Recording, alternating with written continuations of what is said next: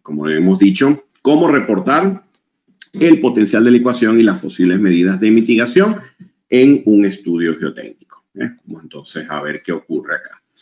Licuación de suelo. Bueno, vamos a conseguir en muchos textos y mucha información técnica que nos habla de un incremento. Espérenme un segundo acá, un segundo. Estoy chequeando acá. Vale, perfecto.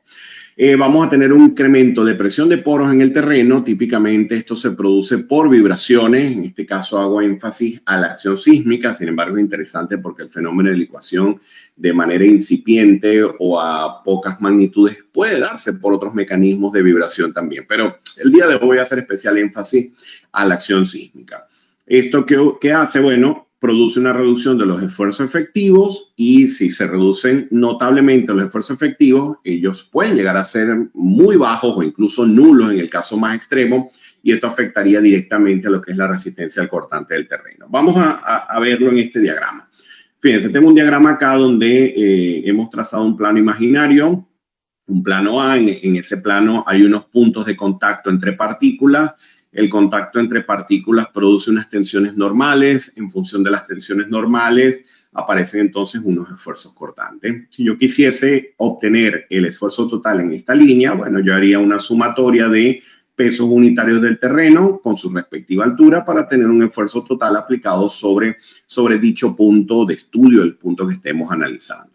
Sabemos entonces que esa es una tensión total, un esfuerzo total que tiene asociado tanto la parte física o sólida de lo que sería la masa del terreno que estamos analizando, pero también tiene la componente hidrostática, la componente de agua. Tenemos allí una columna de agua actuando sobre ese plano imaginario. Quiere decir entonces que si nos vamos al concepto del esfuerzo efectivo, vamos a ver entonces qué es la diferencia entre el esfuerzo total menos la presión de poro.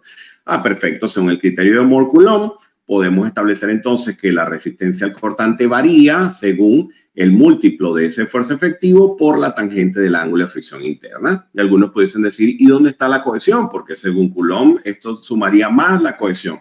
Bueno, ¿qué ocurre? Que este es un fenómeno que principalmente se produce en materiales arenosos, típicamente arenas medias, arenas finas, arenas con presencia de un componente de finos que ya vamos a conversar, que está medianamente acotado en la mayoría de los casos. Y ahora haré una aclaratoria a este aspecto también porque hay evidencia de fenómenos de licuación en otros tipos de suelo, arcillas, incluso gravas. Ojo, incluso gravas. Eso está en pleno proceso de investigación. Ya existen métodos formales para poder determinar la licuación en este tipo de materiales, pero el día de hoy, como me refería al comienzo de la presentación, vamos a hablar de lo que típicamente se hace en la práctica. Y es que en la práctica identificamos como un terreno que puede sufrir licuación, típicamente esos materiales arenosos. Fíjense que si ya hemos visto cómo funciona el tema de las expresiones, vamos a ver un poco estos diagramas que siempre ayudan a entender mejor el asunto. Esta es la línea de esfuerzo total que explicábamos acá al comienzo. Aquí está la presión de poro, que obviamente depende de la posición del nivel freático, esa columna de agua que generaría una componente de presión hidrostática allí a diferentes niveles, obviamente va variando según la profundidad, y el esfuerzo efectivo, bueno, es la diferencia entre el total menos la presión de poros. Perfecto. Viene el sismo, viene el terremoto, se produce la vibración en el terreno. ¿Y qué ocurre? Que es un proceso de aplicación de carga rápida. En algunos casos puede complicarse por razones como las que se ilustran acá. De repente, vetas de materiales finos, alguna veta de arcilla atravesada, irregularidad en el terreno, etcétera. Entonces, ¿eso qué hace? Que, bueno, el agua se está moviendo. Esa presión hidrostática comienza a aumentar por el efecto dinámico y eso comienza a afectar la componente de tensión efectiva porque al final siempre está restándose esa presión de poros. ¿Qué ocurre entonces? Que bueno, lo más fácil para el agua es salir hacia arriba, o sea, prácticamente sube. Esto incluso típicamente genera algo que se conoce como montículos de arena, ¿okay? O pequeños volcanes de arena, en el que se genera una especie de abertura para que salga el agua y eso ocurre a nivel de superficie. ¿Qué está pasando acá? Bueno, que la presión de poro se incrementó tanto que la tensión efectiva se hizo prácticamente nula y si nos vamos a la definición del esfuerzo cortante, en una masa de suelo según el criterio que hemos visto anteriormente, basado en el criterio Mohr-Coulomb, bueno, vamos a ver que si esa tensión efectiva se hace muy baja, prácticamente cero, este valor se anula completamente y esto pierde totalmente su resistencia. Vamos a echar un vistazo a esta animación que yo creo que está bien interesante para que podamos verlo un poco más gráfico, ¿no? A ver si logramos movernos acá al YouTube. Perfecto. Vamos a verlo por acá. Probablemente lo dan con un poco de pausa por la transmisión, pero igual no dura mucho. Es solo unos segundos para que puedan ver un poco el fenómeno. Esto es en una mesa vibratoria. Fíjense, allí tienen el material arenoso, está saturado, comienza la vibración y automáticamente se pierde totalmente la resistencia al cortante y lo que está ocurriendo en los alrededores es esa liberación de presión de poro que les decía en el diagrama, que es esa que tiende a subir, ¿no? Que tiende a irse a la superficie, tal cual, solo para que podamos visualizarlo un poquito mejor y se entienda mejor el concepto. ¿Quién influye en la licuación? ¿Cuáles son los factores que principalmente influyen en el fenómeno de licuación? Bueno, la duración e intensidad de sismo. Terremotos más largos es más probable que el material licúe. Terremotos más fuertes es más probable que el material licúe. Presencia a nivel freático. Si no hay agua, no tiene por qué haber fenómeno de licuación. La licuación se produce por esa interacción que hay entre, o mejor dicho, ese efecto que tiene la presión de poros sobre la tensión total y por ende el nivel freático o la posición del nivel freático, que es el responsable del cálculo de la presión de poros, es el que determinará la presencia del fenómeno de licuación. Tipo de suelo, como decía hace un momento, principalmente arenas finas a medias, arenas con finos de baja plasticidad. Son los materiales que típicamente catalogamos como que pudiesen licuar o que tienen una elevada probabilidad de licuación. Sin embargo, como decía hace un momento, ya hay evidencia en sismos pasados y evidencia experimental y evidencia de campo relacionados con licuación en arcillas e incluso gravas. Si van a la academia por irnos más hacia un mundo más de investigación, van a conseguir papers, van a conseguir autores ya que han venido trabajando durante varios años en esta línea. Es interesante porque, bueno, estas cosas en ciertos tipos de proyectos de gran magnitud, obviamente, intervendrán en el proceso de evaluación del potencial de licuación. Para casos más convencionales, por lo general estamos prestando mucha atención a esas arenas finas medias o esas arenas finas de baja plasticidad. La densidad relativa del suelo, si es baja, el material es más susceptible de licuar que materiales de alta densidad. Vamos a ver que incluso una de las técnicas de mejoramiento que se utiliza mucho en la práctica busca densificar el material, que es uno de los objetivos en el proceso de mitigación. La gradación de las partículas del suelo. Suelos no plásticos de gradación uniforme tienden a licuar más que aquellos bien gradados. Esto es bien interesante. Si ustedes tienen un material que el tamaño de las partículas se parecen unos con otros, esa granulometría es como que es una granulometría de tipo uniforme en el que hay vacíos. En cambio, los materiales que tienen una gradación mejor son aquellos materiales en donde el espacio que dejan las partículas grandes entran los medianos y el espacio que dejan las medianas entran los más finos. Entonces, claro, el material se hace muy compacto y eso ayuda a que ese material tenga menos potencial de licuación. Las condiciones de sitio, suelos aluviales, lacustrinos, cercanos a lagos, ríos, mares, etcétera. Todos estos materiales son los que llamamos zonas cercanas al litoral o zonas cercanas a la costa. Por lo general son materiales que tienden a manifestar, obviamente tiene que estar presente la acción sísmica, pero son muy susceptibles a manifestar fenómenos de licuación. Cuando hablamos de drenaje, si el material drena, disminuye el potencial de licuación. Lo explicábamos acá. Si esto hubiese drenado, esta presión de poros no hubiese aumentado y no se hubiese dado la reducción de la tensión efectiva que afecta directamente a la tensión cortante entre partículas del terreno. Entonces, realmente el drenaje es importantísimo para mitigar el fenómeno. La presión de confinamiento, a mayor presión de confinamiento es menor la posibilidad de licuación. Y esto está muy ligado a lo que sería la compacidad del material y a la elevada densidad. Esto siempre es una pregunta frecuente y genera mucha discusión que en lo personal me parece muy interesante y muy entretenida porque realmente no hay nada absoluto. Hay gente que dice, no, es que si es más de 10 metros el material no licúa. No, hay evidencias de fenómenos de licuación hasta 20 y 20 y tantos metros de profundidad, porque claro, ahí intervienen aspectos geológicos, depende de la compacidad del material a altas profundidades. hay materiales que tienden a manifestar presencia de ciertas microcavernas a altas profundidades y por lo tanto al haber esos vacíos no se da esa compacidad de la que estoy hablando y puede darse la licuación a mayor profundidad.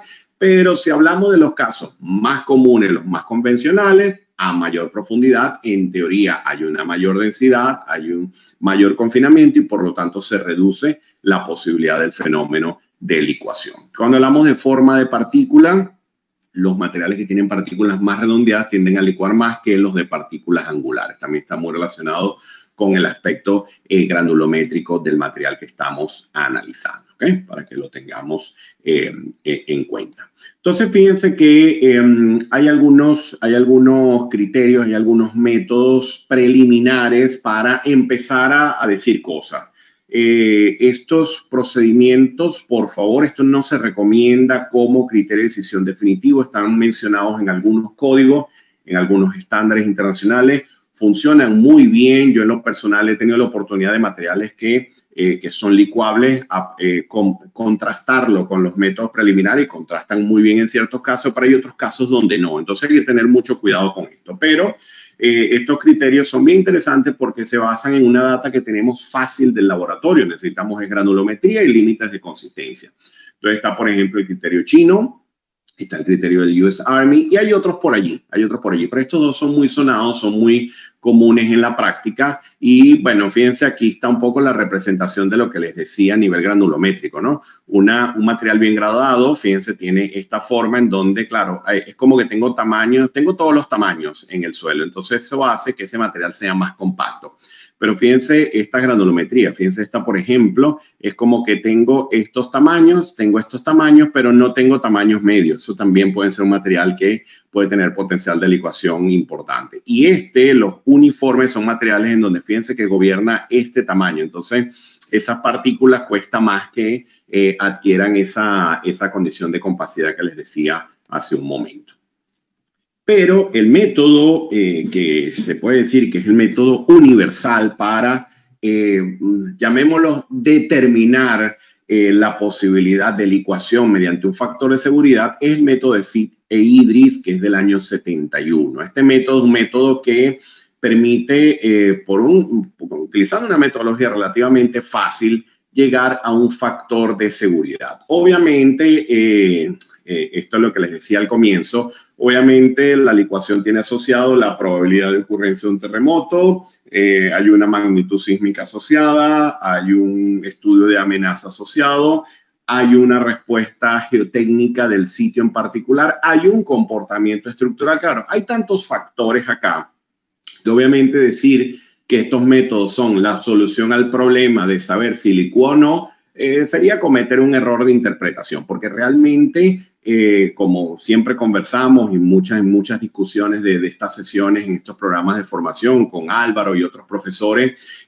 siempre destacamos algo importante. Nosotros trabajamos con una ciencia aplicada, vemos un fenómeno, lo volvemos a ver, los investigadores van colaborando, sumando información a dicho fenómeno, pero vamos literalmente sumando a medida que pasa el tiempo para llegar a procedimientos que en la medida de lo posible podamos mitigar un poco estos efectos de sismoamenaza o de sismogeotecnia a los que estamos haciendo referencia. Entonces, es como que dejar claro de que esto no es la solución perfecta ni es una ciencia exacta en donde, bueno, si esto te da tanto, ya puedes estar totalmente seguro un 100% de que eso va a licuar o no va a licuar. No, incluso van a conseguir muchos papers en donde se han utilizado metodologías como esta y resulta que algo que licuaba no licuó y algo que no licuaba licuó. Ocurre. Si lo buscan lo googlean un rato, conseguirán algunas referencias bien interesantes. Pero bueno, no me voy a ir a ese mundo, simplemente quiero destacar este aspecto porque aquí las cosas absolutas, es muy difícil hablar de algo absoluto, entonces es importante destacarlo. Esta metodología, sin embargo, ha sido una maravilla durante muchos años porque un fenómeno tan complicado, tan complejo, con tantos parámetros asociados, se ha podido caracterizar de forma medianamente fácil utilizando la metodología de Sid and Idris. El procedimiento en líneas generales consiste en determinar estas dos componentes. La de arriba es el esfuerzo cortante cíclico necesario para iniciar el proceso de licuación, y el término de abajo es el esfuerzo cortante cíclico inducido por el terremoto. Entonces, ¿qué ocurre? Que si ese valor da menor a 1, existe riesgo de licuación. Si da mayor a 1, entonces se prevé que no ocurra la licuación. Que es un aspecto importante, y ya me voy conectando con lo que debemos hacer en cualquier reporte geotécnico. Esto debe hacerse para las diferentes profundidades del suelo reportadas en la estratigrafía y para todas las perforaciones. Y una pregunta que ya les respondo de una vez. Si yo tengo 19 perforaciones y una me da licuable, entonces, bueno, sí, tienes un suelo licuable. Con que una arroje licuación, ya eso se considera que es un material que pudiese licuar. ¿Por qué? Bueno, por lo que he explicado antes, tenemos un fenómeno sumamente complejo desde el punto de vista probabilístico, y si ya una de las componentes dice, mira, esto puede licuar, entonces hay que prestar atención a la posible ocurrencia del fenómeno de licuación. Fíjense que una reproducción resumida de estas dos variables tendríamos una perforación hasta 14 metros. Aquí yo digo licúa porque es como que el riesgo es bajo porque, por ejemplo, es un material arcilloso, que es lo que le decía hace un momento, sin entrar en el tema o en el tópico de que hay evidencia de arcillas que licúan, quedándome con el caso genérico de la licuación en arena.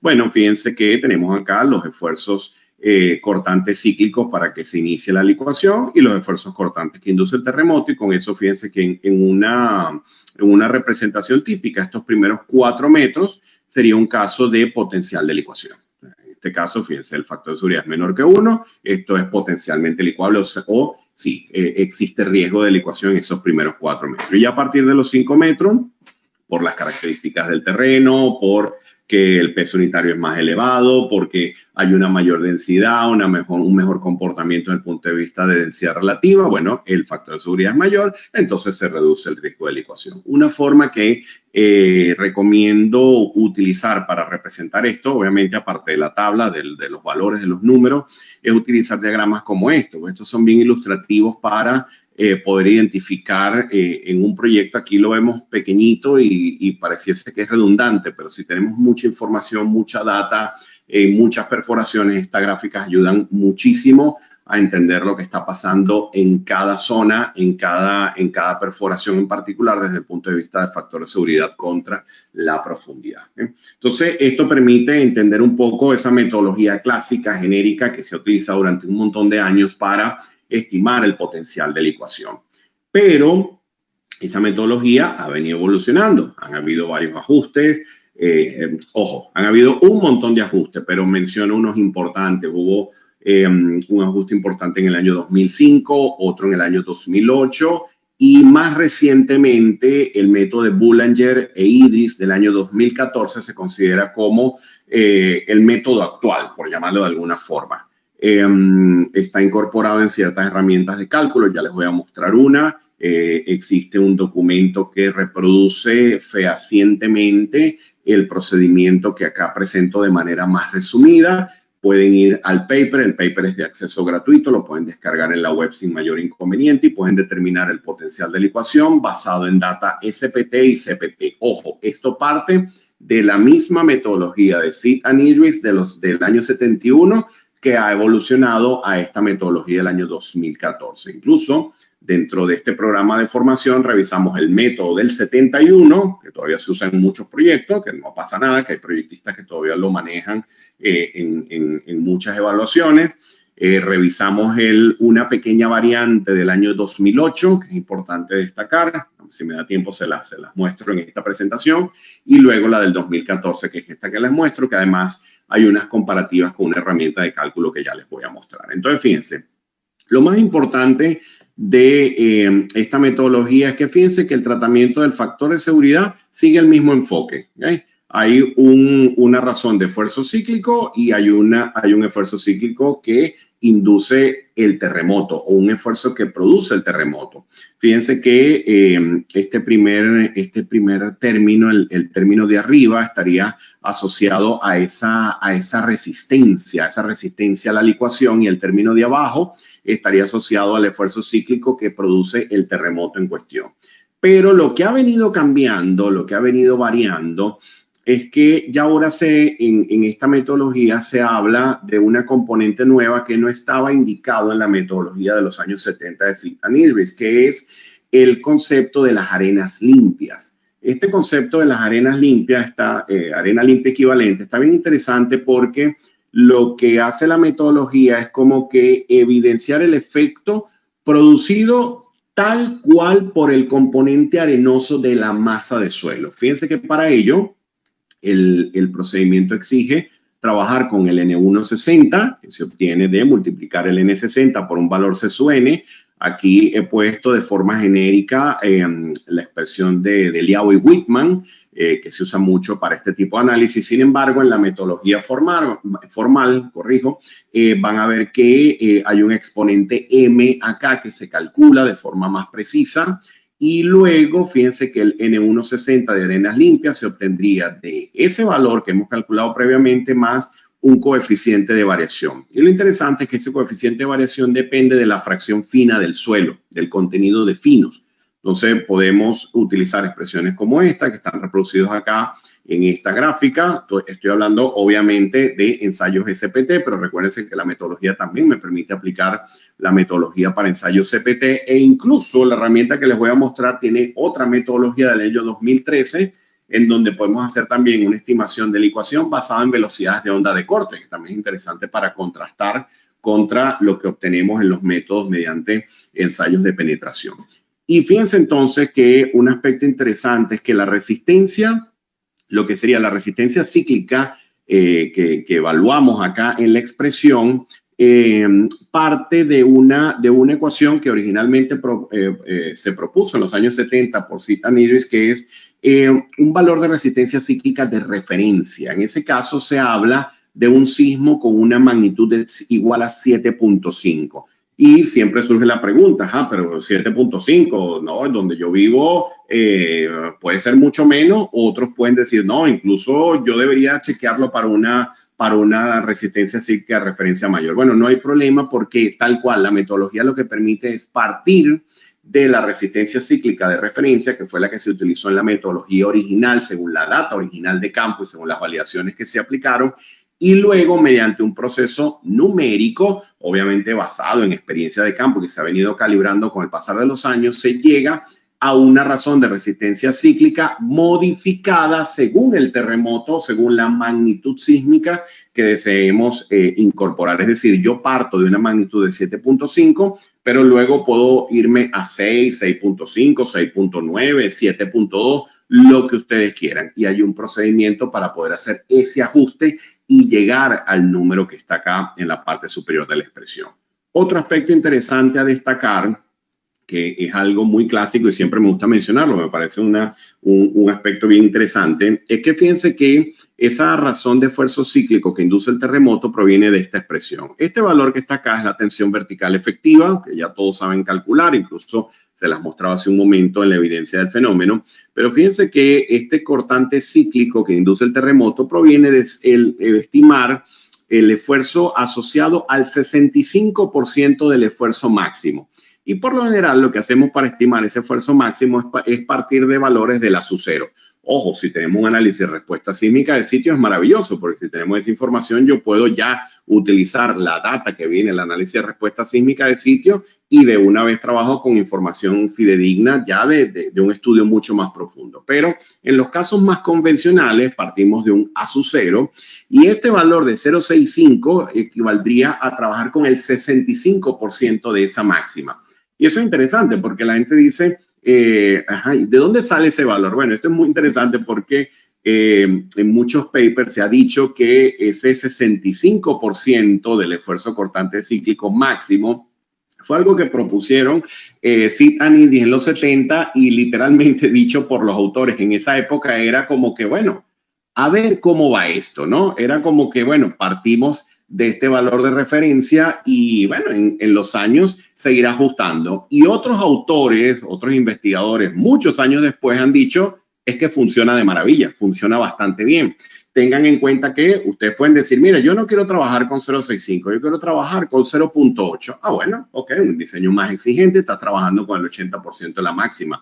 Me ha tocado ver en alguna investigación por allí, alguien en vez de trabajar con 0.65, utilizar 0.75 o 0.70. Dice, bueno, pero ¿por qué? ¿Qué pasa? Bueno, porque es que es un terremoto, es un registro en donde ese pico máximo ocurre para un instante determinado, solo un instante. Entonces, este valor lo que buscó fue llegar a un esfuerzo medio de la respuesta del terremoto. Por eso es que se maneja de esa manera y por eso ya las personas cuando dominan el método incluso juegan un poco con eso. Pero tengan en cuenta que la metodología original está establecida para el 65% del esfuerzo cortante cíclico. Pero son aspectos interesantes que nos ayudan a entender un poco mejor la ecuación y que cuando la vayamos a aplicar entendamos qué es lo que está pasando allí, ¿no?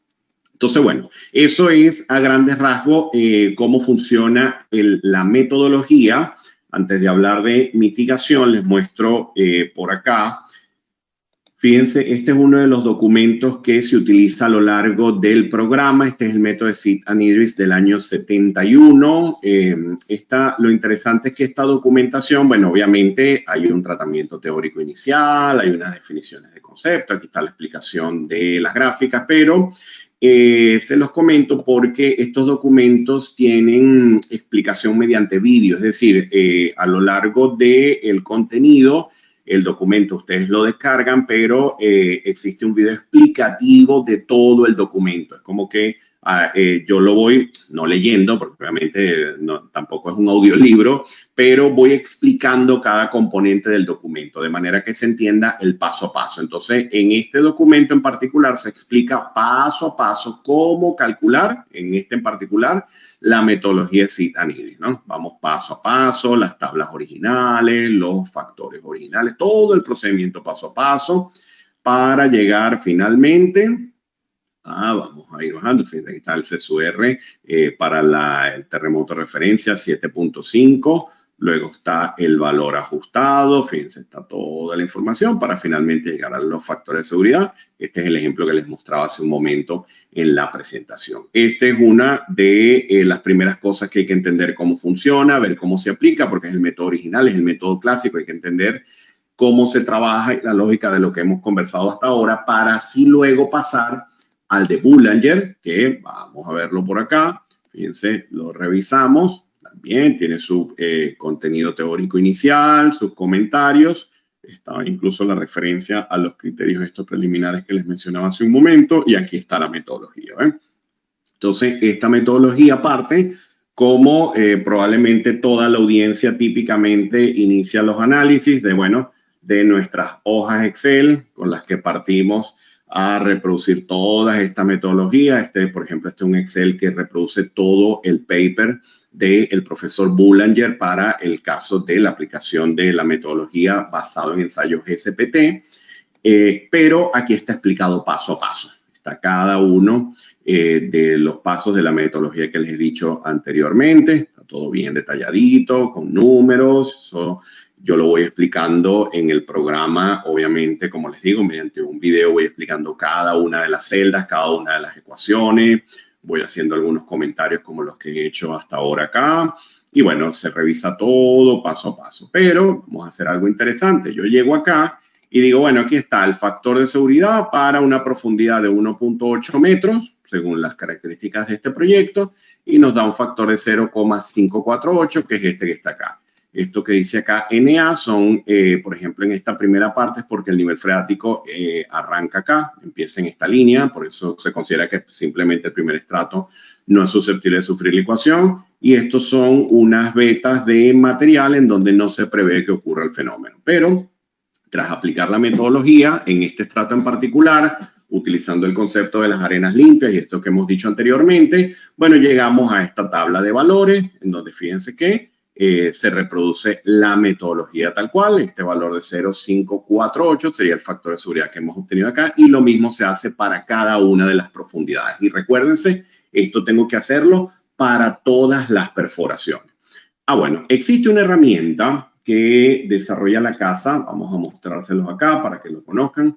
no los representamos acá en Sísmica ni nada por el estilo, pero me parece que han hecho un trabajo excelente con estas herramientas que les voy a mostrar el día de hoy. Fíjense, se llaman Geologismiki. Es una empresa que desarrolla herramientas para este tipo de análisis, y en este en particular ellos tienen una que permite estimar el potencial de la ecuación basado en data SPT. Por ejemplo, el ejemplo que tengo acá ya lo vamos a comparar, pero también incluso mediante el uso de velocidad de ondas de corte. Fíjense que esta es la metodología de Cayenne del año 2013. No estoy tan seguro cómo es la pronunciación de este nombre, pero bueno, el método de Cayenne del año 2013. Entonces, fíjense acá, en el caso del SPT, ellos reproducen acá lo que es los valores asociados al potencial de la ecuación y lo que no licúa. Luego aquí está la gráfica de CSR y CRR que definíamos previamente a la ecuación.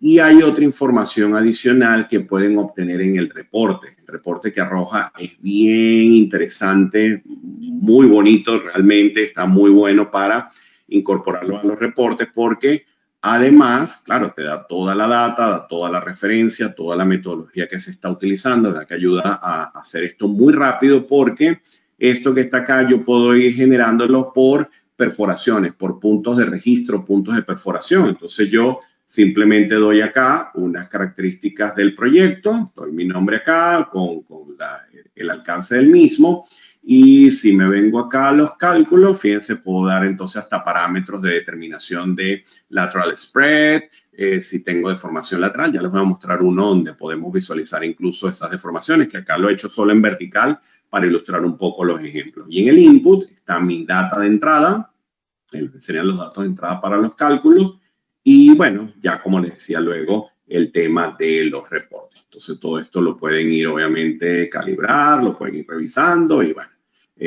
están también otros parámetros. Bueno, está bien completo y está muy fácil de usar. En el programa también hay unas sesiones donde esto lo hacemos paso a paso, modelamos un terreno paso a paso y lo comparamos contra el cálculo manual, que es muy bueno para que podamos tener más confianza de lo que estamos haciendo con una herramienta de este tipo. Entonces, fíjense, este ejemplo que tengo acá es el mismo que he reproducido en el documento que les mostraba hace un momento. Y fíjense, me voy a ir, vamos a ver si lo consigo, aquí está la columna de los factores de seguridad, ¿ves? Ahí la tenemos. Si me vengo acá y copiamos acá, vamos a hacerlo más fácil, vamos a copiar esto acá y me vengo nuevamente acá. Bueno, vamos a hacer la comparación acá rápidamente. Bueno, fíjense, 0,548, 548, 434, 434, 438, 437 y así sucesivamente. Fíjense, los puntos NA son los que marca el factor de seguridad igual a 2, que son los que no se espera que se produzca la licuación. Esto también puede quedar a discreción del proyectista, él puede hacer la variación que desee. Y fíjense, 0681, 0682, de manera que los cálculos numéricos coinciden exacto con lo que arroja la herramienta.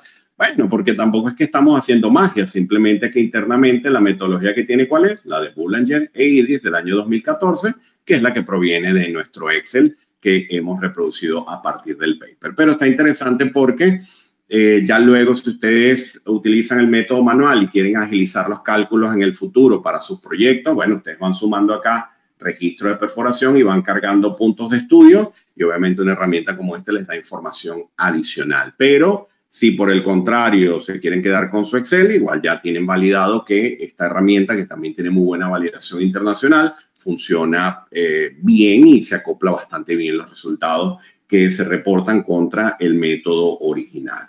Como les decía, si me vengo acá, van a poder determinar también factores de seguridad basados en la velocidad de onda de corte. Obviamente, aquí la cosa cambia porque tengo otros datos de entrada. Entonces, si yo me voy acá al dato de entrada, ahora tengo velocidades de ondas de corte. Entonces, lo que puede ser interesante acá es que ustedes tengan geofísica del sitio y con estas mediciones de velocidad de onda de corte apliquen correlaciones con el SPT para poder hacer la evaluación. Típicamente, si tienen geofísica y tienen BSUS, deberían tener ensayos de penetración. Es muy raro que tengan solo la geofísica, ¿no? Incluso, eso también es otro tema de mucha discusión y también lo abordamos dentro de este programa, tiene que ver con esas correlaciones. Hace unos años yo recuerdo que incluso la gente se molestaba en la parte geológica, en la parte geofísica, porque uno hablaba de correlaciones de BSUS y SPT o CPT, pero es que esto ha venido creciendo mucho. Tanto así que les muestro por acá un reporte que también pueden descargar de forma gratuita de la web, un reporte del PIR, que son los lineamientos para la estimación de la velocidad de corte, que aquí les dejo el nombre, es un reporte del año 2012 y les dejo acá la información. Todos los reportes del PIR son totalmente gratuitos, por lo que pueden ir simplemente a la web y descargarlo. Pero se los muestro porque aquí hay un resumen interesantísimo de correlaciones. Es más, si vamos al índice, ya lo pueden ver, ¿ves? Correlaciones con ensayo de penetración estándar SPT. Y están todas las correlaciones de mayor uso a nivel internacional, ¿no? Están luego las del CPT. Y si revisan el documento, si lo ven con calma, vamos a ver si bajo un poco. Hay unas gráficas ya publicadas, algunas son muy conocidas en el ámbito geotécnico, pero hay unas tablas bien interesantes, ¿ves?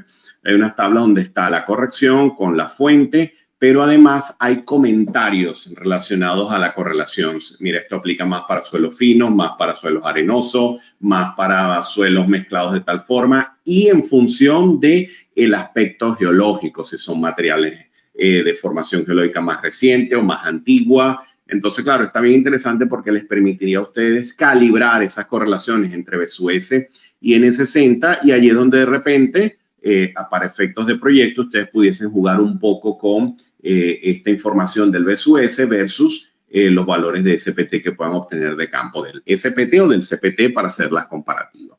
Como les decía, voy a abrir otro ejemplo por acá. Hay otro ejemplo acá en donde sí tengo asignado todo lo que es el cálculo. Fíjense los desplazamientos laterales, los desplazamientos verticales.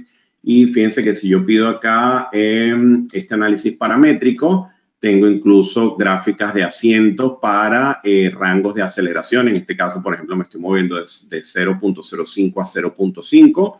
Puedo cambiar el step también. Aquí lo tengo en asientos. También lo puedo ver como índice de potencial de licuación. También lo puedo ver como índice de severidad de licuación. También en el manual del usuario van a conseguir más información relacionada con esto. Está bien interesante. Y bueno, aquí tienen un resumen de los parámetros que calcula la herramienta. Obviamente a partir de los datos que hayan asignado acá en el input y obviamente según las características que hayan definido acá en el proyecto y todos los aspectos que tengan que ver ya con el ensayo SPT. Una cosa interesante acá es que todos estos parámetros que están acá, todos estos parámetros se calculan porque ellos dependen de el tipo de ensayo que estás ejecutando, la longitud de la barra, la posición de la barra, el diámetro de la perforación. Todo esto afecta el cálculo de ese valor de N160 para luego llegar a esa variación de N160 y llegar luego al N160 de arenas limpias. Entonces intervienen todos estos parámetros que tienen que ver con las características del ensayo y la energía que se está aplicando durante el ensayo. Entonces, bueno, aquí yo lo adapté a un proyecto en el que habíamos participado y puse las características en función de ese ensayo, de manera que se reproduce perfectamente el valor de N160 para ya luego calcular el resto de los parámetros y llegar a la evaluación del potencial de licuación, que es lo que les explicaba que se hacía acá en el cálculo manual. De manera que está cotejado y validado con esta herramienta. Yo creo que está bien interesante para que la puedan poner en práctica. Tengan en cuenta que aquellos que participen en este programa van a poder descargar. Esta casa ofrece todas estas herramientas con una versión de prueba de un mes, que perfectamente, el tiempo está perfecto para la duración del programa. Pueden reproducir los ejemplos, pueden validar y bueno, ya luego quedará a discreción de cada uno de ustedes si ya desean adquirirlo o no directamente con la casa que lo desarrolla. Pero hacemos la comparativa y yo creo que siempre es bueno, porque todas estas cosas obviamente nos agilizan fuertemente el trabajo. ¿Está bien? Muy bien. Entonces, eso era la evaluación del potencial de licuación. Ahora resulta que se obtuvo que sí, el material licúa.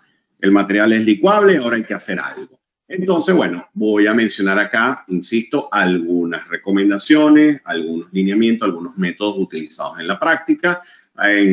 Actualmente hay combinaciones de métodos, en algunas regiones en específico hay métodos muy novedosos, muy innovadores que combinan cosas de diferentes fuentes. Bueno, todo esto sigue, como hemos dicho, con mucha investigación en curso, pero vamos a mencionar los más frecuentes. Este que tenemos acá es lo que sería la técnica de la vibroflotación o vibrocompactación, en donde lo que se hace es como una especie de reorganización de las partículas del suelo hasta que se alcance una configuración más densa, y para ello trabajamos con unos equipos de vibración muy potentes. Conceptualmente, fíjense que hay como una especie de probe o de vibroflot, como se define en la literatura técnica, en donde, fíjense, él va penetrando y fíjense que incluso se comienza a instalar este material, que aquí lo vemos mejor en la imagen, que es de la empresa Trevi, en donde, fíjense, se mete el material y este dispositivo vibra, y en el proceso de vibración, mientras se da la vibración, obviamente se va densificando toda la zona. Aquí lo vemos también, y de forma ilustrativa lo que reproduce esta imagen. Y bueno, ¿qué estamos buscando acá? Densificar el material, incrementar la densidad relativa, aumentar la compacidad del material con la finalidad de mitigar el fenómeno de licuación. Fíjense que la gráfica de Trevi lo ilustra muy bien, porque tiene acá la presencia del nivel freático. Se considera entonces que el mejoramiento es apto para esta zona, que sería el material débil, y esto se considera un material ya más competente. Pero bueno, esa sería la forma en la que se atendería este problema de licuación para esta configuración en particular. ¿Está bien? Una que suena mucho en la práctica, que yo en lo personal he utilizado en varios proyectos, me ha funcionado muy bien y sé que muchos de ustedes también la han escuchado, tiene que ver con las columnas de material granular. La palabra incluso material granular tiene diferentes variaciones en diferentes regiones. Y aquí lo que se hace es hincar un tubo, se hinca un tubo en el terreno hasta la profundidad del proyecto, a lo que indique el análisis que hemos efectuado anteriormente para evidenciar el potencial de licuación. Se mete un material granular en la tubería y se va golpeando, se va compactando gradualmente, y a medida que se da esa introducción de material, se va sacando de manera progresiva la tubería. De esta manera lo que se busca es que el volumen instalado mayor al diámetro de la tubería pueda llegar al diámetro de proyecto, al que sea especificado en el proyecto. Y es que originalmente podemos hacer cálculos para estimar lo que sería la densificación esperada, o mejor dicho, la estabilización o mejora esperada luego de instalar las columnas de grava, las columnas de material granular. Fíjense que se hace todo el proceso de compactación, se va extrayendo la tubería, y el material compactado, que es esa columna de grava que va quedando allí, bueno, va a tener una determinada separación distribuido a lo largo y ancho de la zona que estamos estabilizando, y finalmente queda esta especie de pilotes de material granular, en donde obviamente en el proceso de estimación inicial, en el proceso de cálculo inicial, hay que hacer unos tanteos, hay que iterar y ver qué nos funciona mejor, ¿sí? Aumentar el diámetro, bajar el diámetro, aumentar la separación, reducir la separación. Bueno, para ello hay unos cálculos iniciales que podemos hacer. La Federal Highway Administration de los Estados Unidos trabaja con el método de PRIP, que es el que se utiliza para muchísimos proyectos dentro de los Estados Unidos. Es el que desarrollamos dentro de este programa. Y hay una herramienta de la misma casa de software que les mostré hace un rato, que desarrolla un software para este tipo de aplicación. Ya se los voy a mostrar. Un dato interesante que tiene que ver con la compactación es que según la altura de caída podemos obviamente calibrar la energía y lo que sería la compactación del material, que como va a quedar definitivamente en sitio. Y bueno, para ello simplemente ya en sitio y interactuando con el operador vamos a llegar al punto deseado, ¿no? Pero este sería a grandes rasgos el procedimiento general a utilizarse, ¿no? Les muestro por acá rápidamente esa herramienta a la que me refiero. Este que está acá, ¿ven? Es desarrollado por la misma casa, ahí lo tiene, ahí lo ven el nombre, y fíjense entonces, tengo acá una zona que estamos estabilizando que tiene 15 metros de longitud por 10. Esto realmente ustedes lo adaptan a la longitud que deseen. Y luego, fíjense, yo puedo aquí, bueno, cambiar las dimensiones, incluso puedo asignar una determinada presión de contacto sobre la cimentación. Aquí están los parámetros de las columnas de grava que voy a instalar. y aquí están las propiedades. Entonces yo aquí este es un proyecto que estoy evaluando con diámetros de 0.8 metros. Son columnas que tienen ese diámetro, esas columnas de grava, y obviamente puedo jugar con la separación. Una de las cosas más interesantes de esto es que yo si hago el cálculo, a ver acá cálculo y reporte, bueno, es lo mismo, ¿no? Tenemos todas unas tablas que depende del método de PRIP, que el método de PRIP lo desarrollamos a detalle completo dentro del programa para que se entienda qué es lo que está ocurriendo dentro del software, y ya luego mediante la herramienta pueden tener el reporte de absolutamente todo. Fíjense que incluso aquí están los parámetros para cada uno de los estratos, para cada una de las profundidades y bueno, obviamente ya lo que diga la geotecnia del sitio. Pero una de las cosas interesantes es, bueno, aquí hay unas gráficas de asiento, pero a mí las que más me gustan son estas, las del análisis paramétrico, porque fíjense, en el análisis unidimensional tienen cómo ver el efecto sobre el asiento y sobre la capacidad portante. La capacidad portante la hace por eurocódigo. Fíjense que no es mayor inconveniente. Muchas veces el caso americano se complica mucho con eso y realmente tengan en cuenta que las capacidades portantes son un número que establecemos ya por tradición de diseño en la práctica, pero recuérdense que lo principal que tenemos que evaluar en cualquier proyecto son los asientos, las deformaciones. Esos son el insumo principal de cualquier proyecto de cimentación. Tengan en cuenta que sí, la capacidad portante la vamos a calcular, la verificamos y ok, pero lo más importante es el control de asientos. Esos son los que realmente generan problemas. Puedes tener una cimentación de factor de seguridad de 5 que se asentó 1,5 centímetros y trajo problemas en el edificio. Entonces tengan en cuenta que no nos compliquemos con que la capacidad portante se calcula por un método u otro. Realmente lo que hay que tener muy en cuenta es cómo responde la cimentación desde el punto de vista de deformación. Entonces fíjense que lo que les decía, asentamientos contra diámetro de columna. Está interesante porque yo aquí en el proyecto lo tengo con una columna de 0.8, pero en este análisis él me está diciendo lo que ocurre si me voy a 0.5, cuánto sería el asiento. Si me voy a 1 metro, ¿cuánto sería el asiento? Y está interesante porque fíjense, esta es la deformación sin el mejoramiento y fíjense lo que baja cuando se aplica el mejoramiento. Y lo mismo ocurre con la capacidad portante. También lo podemos ver en términos de carga aplicada. Está excelente también. ¿Cuál es una de las grandes incógnitas del proyecto? La magnitud de la carga. Porque además, si estamos del lado geotécnico, esa información tendremos que rogar al equipo de estructurales para que nos entreguen la carga, porque además, como ellos están siempre trabajando después de la parte geotécnica, casi que es un dato que queda como misterioso en la mayoría de los proyectos. Entonces, bueno, esto nos da una respuesta en términos de asiento, también para diferentes valores de carga aplicada, que también está muy bueno. Obviamente, vamos a asignar unos valores de entrada, unos datos de entrada, pero tenemos un análisis paramétrico, un análisis de sensibilidad para diferentes valores de carga y también para diferentes diámetros. Entonces, con esto está muy bien porque también podemos tener la sensibilidad de qué pasa, qué pasa si esta columna en vez de 0.8 la hago de 1 metro. Obviamente va a haber un impacto económico, pero también va a haber un impacto a nivel de respuesta. Entonces, lo podemos ver rápidamente por acá.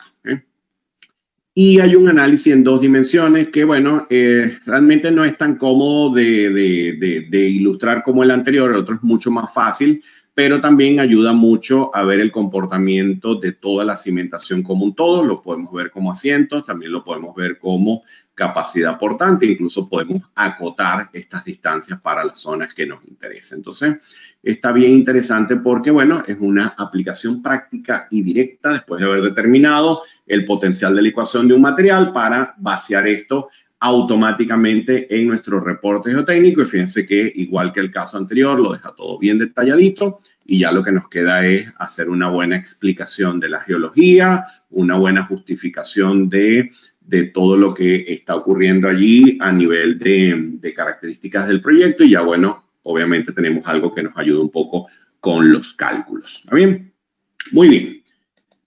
Continúo. Otro método es la compactación dinámica. Este método también se aborda a detalle dentro de este programa. En líneas generales se calibra una masa, un peso que tiene una altura de caída que se puede estimar también de forma empírica con algunos métodos que están publicados en algunas referencias para poder fijar el diámetro y la altura de caída y ver el impacto del mejoramiento dependiendo de esa configuración. Entonces, algo que también hay que sentarse un rato, hacer algunas iteraciones para, bueno, tomar la decisión. Gran desventaja de este método, que esto cuando cae vibra bastante. Entonces, esto típicamente se usa para grandes proyectos en explanadas donde no tenemos edificios cercanos, ni estructuras que puedan agrietarse, ni nada de esto, sino que tenemos el espacio suficiente para poder aplicar esta metodología. Y luego hay un punto bien interesante que es, y es una pregunta que muchas veces nos hacemos, ¿será que hay una cimentación que soporta el que se produzca el fenómeno de licuación? Y bueno, vamos a hacer unos comentarios de esto porque vale la pena ver de si se puede diseñar un pilote para esa respuesta sísmica y para el fenómeno de licuación. Primer punto a destacar. Los códigos prohíben el uso de cimentaciones superficiales en suelos que no hayan sido mejorados o estabilizados para mitigar el fenómeno de licuación. Y la explicación está, creo que ya muy clara a este punto de la presentación. Si algo va a perder su resistencia al cortante por incremento de presión de poro, definitivamente ahí no puede haber una zapata, una cimentación superficial que pueda ceder ante la aparición de estos asientos. Muchas veces puede surgir la pregunta, oye, pero yo vi un texto en donde se habla de un asentamiento por fenómeno de licuación. Claro, porque existen estructuras que se construyeron hace muchos años y necesitamos caracterizar su respuesta, necesitamos ver cómo se comporta. Esto aplica para puentes, para edificios y para muchas estructuras que pueden tener 80 años construidos, pero tengan en cuenta que todo esto es muy nuevo. Ustedes de repente ven método de Idris, qué viejo, de los años 70. No, no es para nada viejo, es algo que tiene 50 años apenas, es muy nuevo. Siempre yo digo, cuando me toca hablar con los estructurales, yo les comento, mira, la gran mayoría de los métodos de diseño de estructuras que utilizamos en la práctica, muchos vienen de la época de los romanos y de los egipcios. Muchas cosas que aplicamos en diseño estructural. Estos métodos que utilizamos para validar comportamientos técnicos, para diseño de cimentación, son cosas que tienen nada, 50, 60 años de estarse aplicando y todavía están en pleno proceso de evolución. Entonces, hay que tener esto muy, muy en cuenta cuando vamos a las referencias y entender que, claro, no nos podemos quedar con metodologías que de repente nos estudiamos hace 10, 15 años porque muy probablemente hay avances y hay cosas nuevas que hay que venir incorporando para ir mejorando nuestros proyectos, ¿no? Entonces surge el concepto de la cimentación profunda. ¿Por qué sale este comentario? Bueno, porque resulta que si ustedes van a códigos como la AASHTO, por ejemplo, la AASHTO te dice, mira, en algún proceso de licuación que se evidencia en el terreno, de repente el mejoramiento puede ser extremadamente complejo. Si tú tienes un puente en bordes de ríos, mares o lagos, estabilizar ese suelo será muy, pero muy complicado. Hay experiencias en lo que sería en la industria offshore que buscan aplicar inyecciones de lechada, incluso en costa afuera, que también está en estudio, está en investigación, pero todo esto está en pleno proceso. Es algo muy, muy nuevo porque realmente es muy difícil aplicar estas técnicas de estabilización cuando estamos prácticamente al borde del río o incluso si estamos ya dentro del agua, obviamente se hace sumamente complejo. Entonces el código lo que nos dice es, mira, evalúa la licuación y chequea de que la cimentación pueda soportar la licuación. O lo que les decía anteriormente, si ustedes están evaluando un puente que se construyó en los años 50, créanme que no se hizo ningún análisis de lo que estamos hablando acá. Incluso el análisis sísmico que se haya hecho probablemente fue muy, muy precario, en muchos casos inexistente. Entonces, en ese caso, lo que tenemos que analizar es que esa cimentación profunda debería atravesar el estrato potencialmente licuable, debería garantizarse que esa extensión de estrato no se tomen en cuenta la fricción y la adherencia, pero aquí estoy hablando simplemente para el concepto de la carga vertical. ¿Qué ocurre? Que una de las cosas importantes, estamos hablando de respuesta sísmica, es la respuesta lateral del pilote, bueno, y por lo tanto de la estructura. Entonces eso va a implicar que este pilote se está comportando casi como una columna, casi como un pilar de una edificación sismorresistente. Es un elemento, sí, que está soportando cargas verticales, pero va a absorber cargas laterales y debe responder desde el punto de vista sísmico con todo el peso de la ley a nivel geotécnico y a nivel estructural.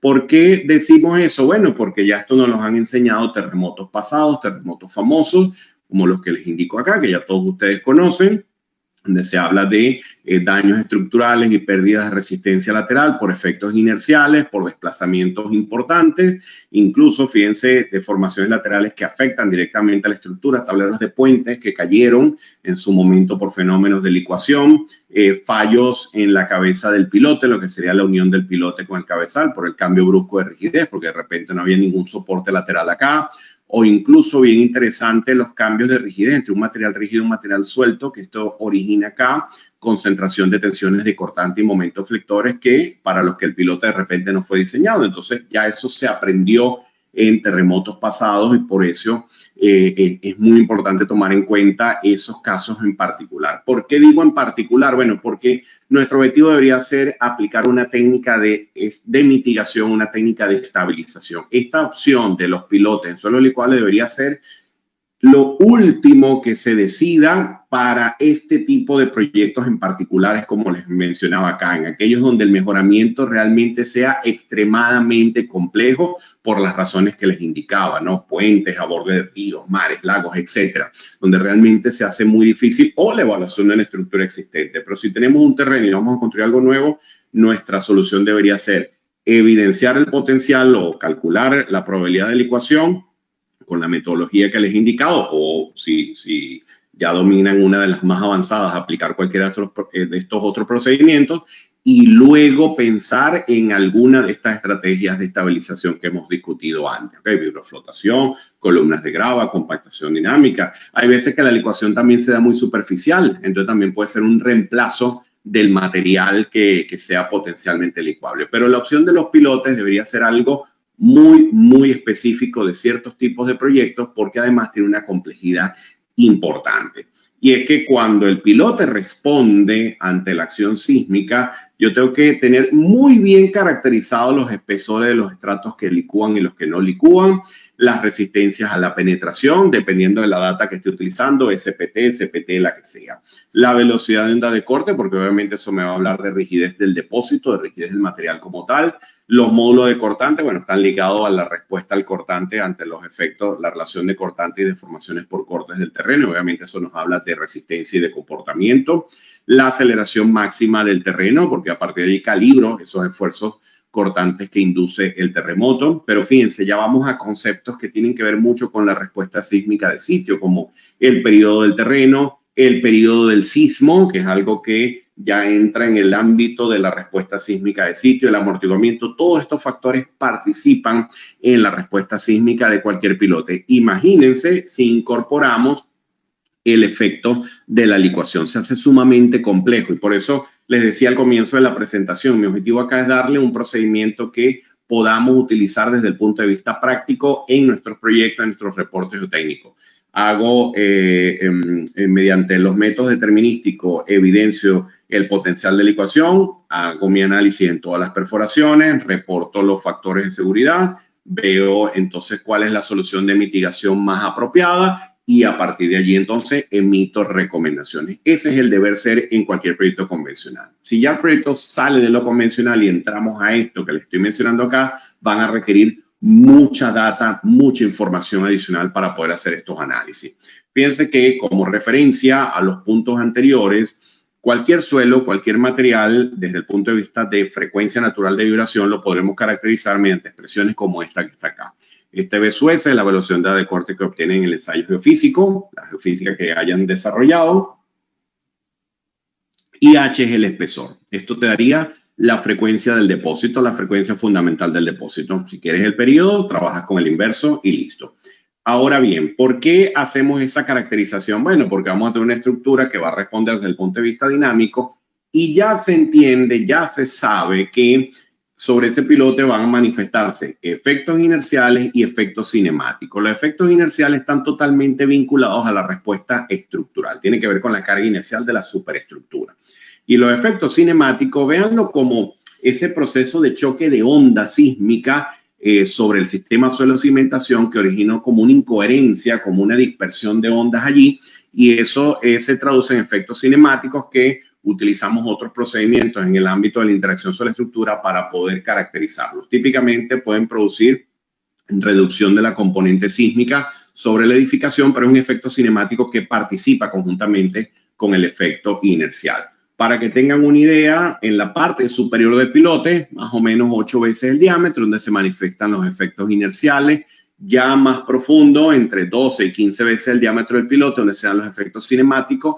Y bueno, hay un tramo central que es complejo, donde se mezcla todo allí, que sería una mezcla de los efectos inerciales y cinemáticos, que se da más o menos a la mitad o en la zona central del pilote. Entonces, si ustedes tuviesen que hacer un análisis ya más detallado de esto, ya obviamente esto ya no es alcance de un reporte geotécnico convencional, ya esto es alcance de una evaluación particular de cimentaciones en suelos licuables para un proyecto porque estamos haciendo un puente o porque estamos evaluando una estructura existente de hace 40, 50 años, qué sé yo. Entonces, en ese caso ya deben ir a literatura más densa. Aquí les hago algunas referencias. El método de Balsamis analiza la respuesta del pilote para estas configuraciones que les muestro acá.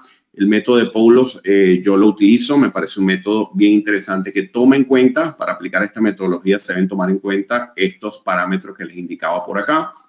De manera que incluso para poder aplicarles, porque trabajamos con acelerogramas, con registro sísmico, para poder caracterizar la respuesta. Pueden conseguir el paper también de forma gratuita en la web, está toda la explicación. Y bueno, es una metodología donde pueden evidenciar esa respuesta acá. El profesor Poulos y desarrolló este método y hizo una validación con uno de estos famosos puentes del terremoto de Kobe en Japón.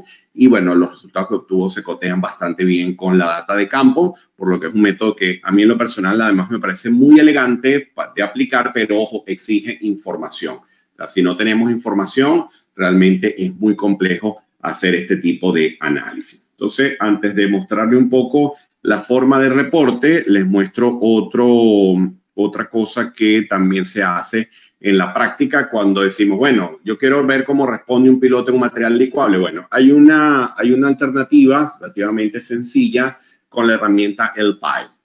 El software LPILE tiene diferentes modelos de curvas PY que si ustedes van al software van a conseguir acá muchos modelos para arenas, arcillas, rocas, limos, etc. Y tiene un modelo en particular que es el modelo del profesor Rollins, que casualmente, si no me equivoco, lo vi dictando unas conferencias hace poco también con la ACE.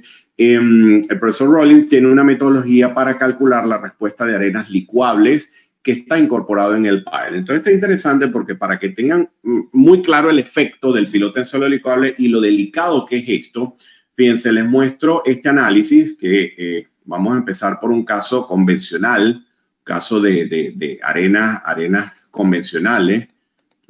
Vamos a maximizar esto acá. Bueno, se las muestro primero para que las vean. Fíjense, ¿dónde estoy? Aquí. Les muestro acá, ¿ven? Simplemente dos materiales arenosos convencionales con parámetros súper estándar. No hay licuación, no hay nada de esto. Un pilote que tiene una carga horizontal aplicada y vamos a evaluar su respuesta lateral, ¿okay? Como les he dicho antes. Obviamente este pilote ya está verificado ante cargas verticales, ya ese análisis está cubierto. El PILE no hace análisis de pilote ante cargas verticales, el PILE es solo para analizar la respuesta lateral del pilote, solo para eso. Entonces, bueno, pedimos acá, bueno, dame la deflexión lateral. Bueno, ante la carga que está ya aplicada, esto se deforma algo así como, bueno, redondeamos esto a unos 3 milímetros más o menos. Vamos a ver un poco el diagrama de momento. A ver, el momento máximo, bueno, fíjense, está en el orden de unos 54 kilonewton metro. Y vamos a pedir el cortante. Ahí, fíjense, el cortante máximo está acá en el orden de 16 kilonewton, va desde 20 y tantos kilonewton hasta 16 kilonewton. Muy bien. Ese sería un caso muy convencional. Pero ahora les muestro el mismo pilote, las mismas consideraciones con las mismas cargas, pero ahora vamos a considerar, imagínense que obtuvieron un resultado parecido al que les mostraba al comienzo de SIT en IDRIS. Imagínense que tienen los primeros 4 metros que el arena licúa. Los primeros 4 son licuables. Ok. Y para ello he considerado este modelo del profesor Rollins para evidenciar la respuesta lateral. Los primeros 4 metros es material licuable y el resto es la misma arena que teníamos antes. Vean con los mismos valores de carga y con las mismas propiedades los resultados. Echen un vistazo acá. Fíjense, deflexión lateral. estábamos como en 3 milímetros. Miren cuánto tenemos acá. 1, 2, 3, 34 milímetros tenemos acá. Pasamos de 3 milímetros a 34 milímetros de desplazamiento lateral por esos 4 metros licuables.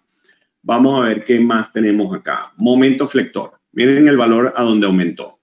120, fíjense que obviamente aquí está la intersección, ¿ves? De un material que prácticamente no está dando ningún aporte a la respuesta lateral, que es un material licuable con un material muy rígido. Por eso es que esos mecanismos de falla han sido muy frecuentes entre los cambios de rigidez, tanto el pilote con el encepado como incluso los cambios de rigidez del terreno. Fíjense que aquí hablamos de 120 kilonewton metros en comparación al otro, que es una barbaridad también lo que aumentó. Si me vengo acá al cortante, vamos a ver cuánto tenemos acá de cortante. Bueno, fíjense este salto, ¿no? Recuerden que teníamos como 16. Bueno, fíjense el salto que hay acá. Claro, porque este material no está aportando absolutamente nada a la respuesta lateral. Y fíjense el cambio acá. Este salto está en el orden de 50 kilonewton. Allá teníamos como 16, una cosa así, ¿no?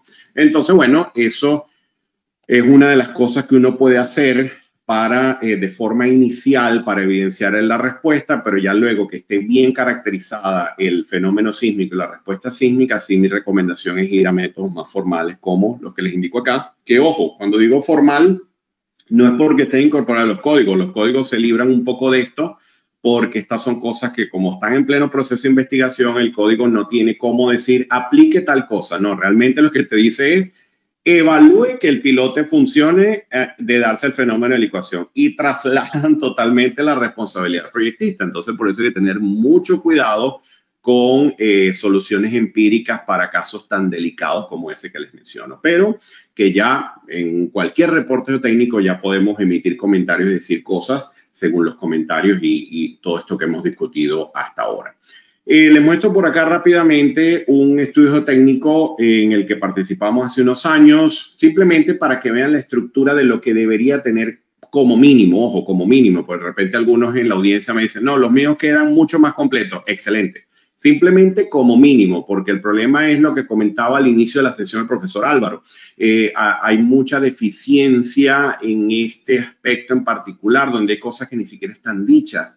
Y vas al sitio y resulta que estás en el litoral, tienes el mar a 30 metros de distancia, el nivel freático está a 1 metro de profundidad, la aceleración del sitio es 0,30, son unas arenas finas y el reporte técnico no dice absolutamente nada de la licuación. Un problema, ¿ok? Esto es muy serio. Entonces, bueno, se tiene que indicar obviamente la ubicación del proyecto como cualquier reporte. Se da la data sísmica, se da la ubicación del nivel freático, hay que decir dónde está el nivel freático, cuál es la profundidad, se da toda la descripción sísmica dependiendo de la normativa de referencia. Fíjense, en este caso hablábamos de N160 por debajo de 10, esto ya me huele a licuación, eso estábamos en sitio y ya cuando eso va bajando el martillo y va bajando la barra, ya uno sabe que eso licúa porque sí, es más. Yo siempre comento que estas cosas se evidencian hasta en el proceso de ejecución del ensayo. Si esa barra está bajando y ustedes ven que van saliendo estas burbujitas en los laterales, es un material que no hay duda que es potencialmente licuable, ¿ok? Esas cosas ténganlas en cuenta. Fíjense, aceleraciones de 0,30, velocidad de corte sumamente baja, terrible. O sea, un suelo sumamente débil, sumamente suelto. Bueno, aquí está un poco ya las características granulométricas y los límites de consistencia de cada uno de los estratos. Obviamente esto es como uno de los perfiles promedios del sitio. Y bueno, fíjense que se hace referencia a los métodos preliminares solo como un arranque, como un punto de partida, que siempre es interesante. Ya los métodos arrojaban que sí, que el material era susceptible de licuar, simplemente utilizando la metodología del método chino, el método US Army, que les mencionaba hace un momento. Y aquí en este caso trabajamos con la metodología de Sid and Idris, la de los 70, y fíjense entonces utilizando la misma expresión que les mencionaba hace un momento, bueno, el objetivo es llegar entonces a evaluar ese factor de seguridad. Y fíjense que es interesante porque esto tienen que hacerlo para cada perforación. Aquí se las ilustro solo en 2 perforaciones, la 1 y la 2, pero esto, si el proyecto tiene 10 perforaciones, este análisis tiene que hacerse en las 10 perforaciones. Aquí, por ejemplo, los factores de seguridad daban por encima de 1 para los primeros 1.5 metros y ahí en adelante todo eso era licuable. Terrible. Y acá lo mismo, todo el material era potencialmente licuable. Entonces se da el reporte en términos, la metodología que utilizamos nosotros es reportar profundidad contra esfuerzo cortante cíclico actuante y compararlo contra la resistencia a la licuación, según la expresión, y las gráficas de factores de seguridad que siempre ayudan a ilustrar el problema desde un punto de vista mucho más cómodo. Entonces, esta sería la manera en la que reportamos la data y ya luego tenemos que decir algo. Bueno, mira, analizando las características del terreno, entonces se puede utilizar un método de mejoramiento con columnas de material granular o mediante compactación dinámica si la extensión de terreno lo permite o mediante vibroflotación. Esto debe discutirse conjuntamente con el propietario del proyecto, analizar presupuesto.